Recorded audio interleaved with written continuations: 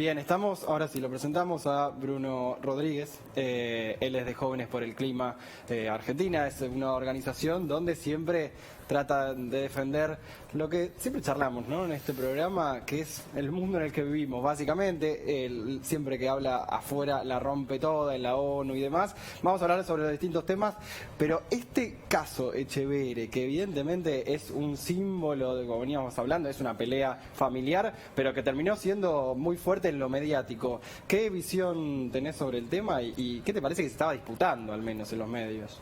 Bueno, particularmente a nosotros nos interesa analizar la beta ambiental que atraviesa, en este caso, a lo que nosotros denominamos la capital de la depredación ambiental, sobre todo si nos fijamos en las lógicas y las dinámicas del modelo productivo del agronegocio. Entre Ríos es una provincia que literalmente tiene pueblos en el interior de la provincia, en donde, por ejemplo, podemos encontrar que mitad de poblaciones de esos pueblos padecen cáncer asociado a la exposición que tienen estas poblaciones a la utilización de los paquetes tecnológicos que nos venden multinacionales que se aplican en los procesos de producción agrícola. Por ejemplo, los herbicidas conocidos como glifosato. Argentina lidera el ranking mundial en el consumo per cápita de glifosato y hace estragos en la salud. Me acuerdo de un informe de un científico muy famoso, de hecho, bueno, fue presidente del CONICET, Andrés Carrasco. Ahora se hizo una película que se llama Ciencia Disruptiva, que habla sobre los efectos de estas sustancias en la salud de las personas. No solamente estamos hablando de las consecuencias ambientales, que en definitiva se traducen en impactos negativos para las poblaciones, sino también de las consecuencias sanitarias que actualmente sufre esta provincia. Sí, y por eso, bueno, lo que se discutía sobre el proyecto Artigas y cómo iba a avanzar también esa idea. Encima en la semana, sí, Andrés, habías contado también lo de Juan Diego Echeverre, pero bueno, eso lo comentamos después.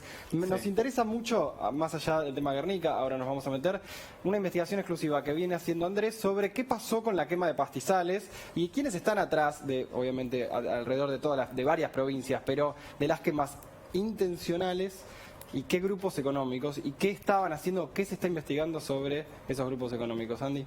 Sí, bueno, principalmente hay que decir eso, ¿no? Que lo que se está investigando en este caso son quemas intencionales de pastizales.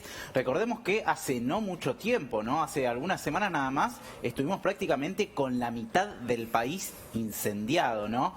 Bueno, en este caso se suma un nuevo argumento y lo está sumando la Unidad de Información Financiera, la UIF, que de hecho quiere empezar a participar, según pudimos averiguar acá en esto recién empieza, como querellante en la causa. Es decir, ¿qué quiere decir que la UIF, que la Unidad de Información Financiera, va a participar o está pidiendo participar como querellante en la causa? Que lo que investigan justamente es lo que estábamos viendo recién en las placas, lavado de activos, claro. Lavado de activos en esta quema de pastizales enorme. Estamos hablando de más de 200.000 hectáreas. Bueno, algunos de los provechos que estarían sacando estos millonarios, que algunos los conocerán, otros saben representar muy bien sus intereses por funcionarios o exfuncionarios políticos, que incluso están trabando los debates dentro del Congreso de la Nación de algunas leyes muy importantes, que ahora claro, solamente lo vamos a charlar con Bruno también. Sí.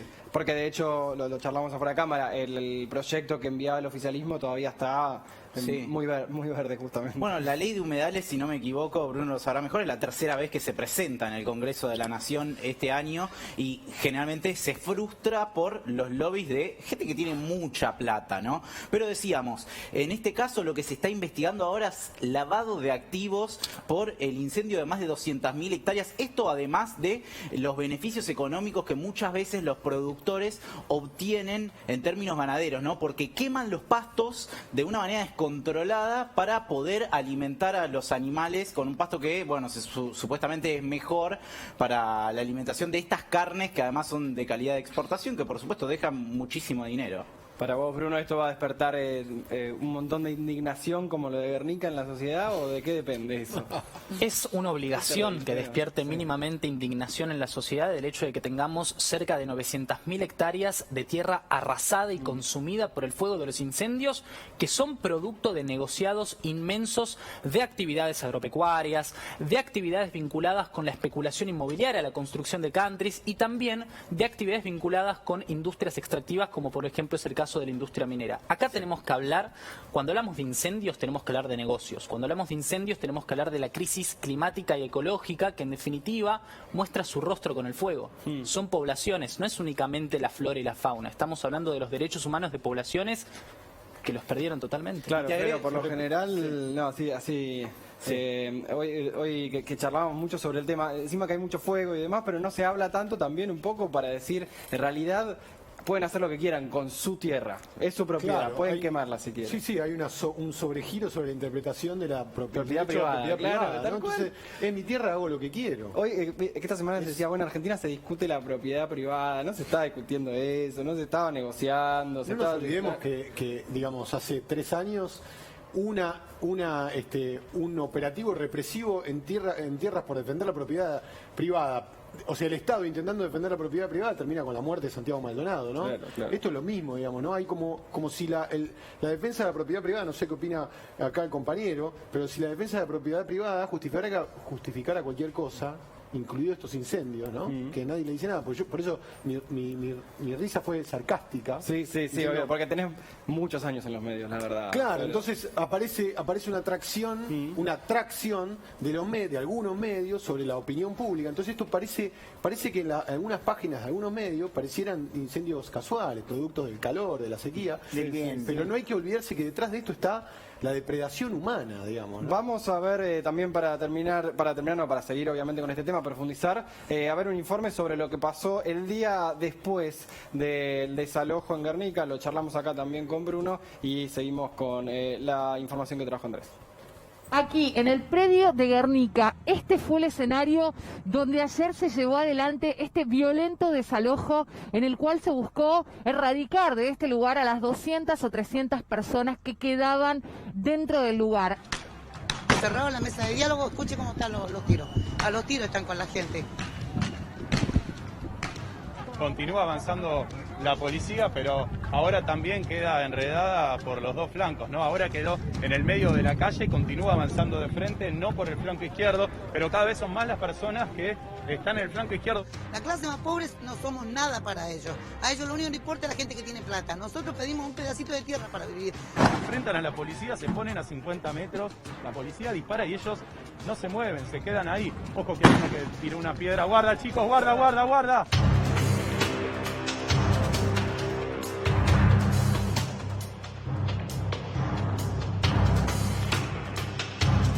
El saldo es positivo, se logró cumplir con la orden dictada por el doctor Rizzo de desalojo. El mismo se hizo en las primeras horas de la mañana, cuando ya había salido el sol. Jamás eso fue un tema de debate en Argentina, y jamás ninguno de nosotros, porque también hay que destacarlo esto, cuando se ocupó Guernica, hubo un planteo de todos los intendentes de la región y de los gobernadores manifestándose en contra de la situación. Se van a un costado a buscar cosas, tanto para arrojar como para cubrirse. Fíjense que han armado nuevos escudos, nuevamente están cubriendo el total del ancho de la calle. Fueron a buscar nuevos escudos y la policía va a tener que avanzar nuevamente para quitárselos. Que se sepa que el responsable... Bien, esto sí puso mucho contentos a muchos, ¿no? Después editoriales de, ahora sí, estamos en un país, Estados Unidos. ¿No? Sí, pareciera que, claro, esta es la Argentina que queremos. La Argentina, ¿no? Libre. Claro, increíble, ¿no? Habría que preguntar a esta gente si se siente libre, la gente que necesita una tierra. Acá lo que me parece, Darío, lo que no se está mostrando la cuestión superficial, pero de fondo, hay una guerra también, un poco relacionada con lo que hablábamos recién, que es la guerra entre las personas que no tienen tierra, que no tienen techo, y los desarrollos inmobiliarios para pocos. Esos lotes de Guernica valen $30.000 más o menos cada lote. ¿Cómo puede acceder una persona de la condición social más baja a un terreno como este? ¿A dónde va esta gente? Entonces, nosotros no justificamos ni la violencia del desalojo ni la ocupación, pero sí entendemos el problema. Hay 1.240.000 familias en la provincia de Buenos Aires con problemas de vivienda. Y esto es lo que este es el reflejo de esa dificultad. Si querés vemos unas placas para entender el contexto del problema de Guernica. Una toma que se inició el 20 de julio en Villa Numancia, en Villa Numancia, del partido del presidente Perón, ahí en Guernica. 1.400 familias sin techo empezaron la ocupación y la negociación en 60 hectáreas de un futuro country que se va a llamar San Cirano, ¿no? Esto que hablamos. Esta negociación terminó con un dispositivo interministerial pedido por el juez Rizzo, ¿no? Entonces la provincia ahí negoció el retiro voluntario de 700 familias y hubo otra mitad, otras 700 familias que decidieron no acatar ese retiro voluntario. Para las 700 familias que todavía algunos estaban negociando, otros... Claro, el gobierno de la provincia lo que dijo fue, le pedimos al juez Rizzo un poquito más de plazo. En realidad el plazo original había sido fines de septiembre, el juez concedió plazo para continuar negociando, pero esta vez dijo no, hasta acá llegamos. Tenía un día más el gobierno para negociar, evidentemente ya no... Digamos, son fuertes imágenes del operativo de desalojo. También hay que decir que no hubo herido, ¿no? O sea, por eso, más allá del desalojo en sí, lo que decíamos hoy es lo que decís vos, pero evidentemente, más allá de que qué se estaba disputando, la opinión pública no podía esperar unos días más para que esa negociación se dé. La justicia lo dispuso, el gobierno de la provincia acató la orden judicial, pero para los temas como la quema de pastizales, lavado de activos y demás, ahí a nadie le importa, que también estamos perdiendo plata como argentinos, porque cuando las negociaciones se extienden, obviamente perdemos plata. Digo, esto es muy en Estados Unidos, se dice plata de mis impuestos. Sí, plata de la policía, plata de la negociación, eso es real. Ahora, hay que ver en dónde sí podemos esperar o no. Para el de pastizales podemos esperar un montón, parece. No, y más, claro. Te digo más, Dari, esta semana hubo también una noticia muy importante en torno a la información que difundió ARBA, la agencia de recaudación de la provincia de Buenos Aires. Recién hablábamos de la especulación inmobiliaria. Bueno, el 25% de los countries registrados en la provincia de Buenos Aires están registrados como baldíos. Claro. 1.500 millones de pesos le cuesta al Estado bonaerense anualmente. Sí, la casa de un exministro de Economía también. Entonces, también hay que ver por ese lado, ¿no? 1.500 millones de pesos que podría haber recaudado el gobierno que no recaudó. Es realmente, de verdad, ahí está uno de los problemas del dinero. Si no nos quedamos con los ocupantes, con la gente con la cara tapada, pero en realidad lo que hay de fondo es un problema que el Estado de alguna manera tiene que solucionar. Bruno. Para mí hay dos cuestiones centrales que tenemos que analizar y que están completamente interrelacionadas. Por un lado, la indignación selectiva, como bien lo mencionaban, ante la perpetración, por ejemplo, de distintas lógicas y dinámicas vinculadas con la depredación ambiental que terminan con tantas hectáreas de tierra arrasada por el fuego de los incendios, y por otro lado el reclamo legítimo de familias que se encuentran en una necesidad en la que necesitan una política integral que cubra precisamente esas exigencias. Y yo quiero hablar de cambio climático. ¿Cómo el cambio climático se relaciona con estas dos cuestiones? Me remito a un informe científico del panel intergubernamental de expertos sobre cambio climático y los conceptos que esboza sobre políticas públicas que tienen que llevar adelante los estados. Toda medida que tienda a combatir los niveles de desigualdad social y reducir los niveles de pobreza constituyen una medida de adaptación al cambio climático. ¿Qué significa una medida de adaptación? Es hacer que las poblaciones sean más resilientes a las terribles consecuencias que esto acarrea. En ese sentido quiero hablar sobre cómo la salida a la problemática del acceso a la tierra y a la vivienda tiene que ser socioambiental. En Argentina tenemos una cantidad de tierras fiscales que están en una situación ociosa, que tranquilamente, y son productivas muchísimas de ellas, que tranquilamente pueden ser objeto de una política pública vinculada a la relocalización de familias que están completamente en los centros urbanos. Tenemos un 93% de la población argentina ubicada en ciudades a lo largo y ancho del territorio nacional, y tenemos un vasto territorio para poder ocupar en ese sentido.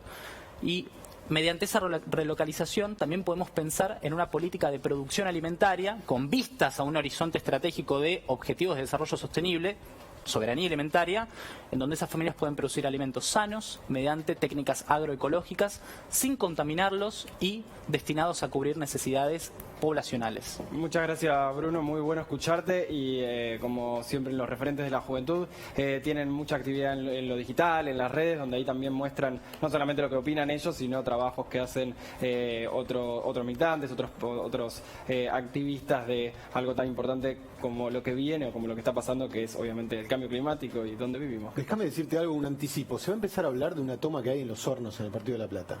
Ya Juntos por el Cambio está echando leña al fuego. Sí.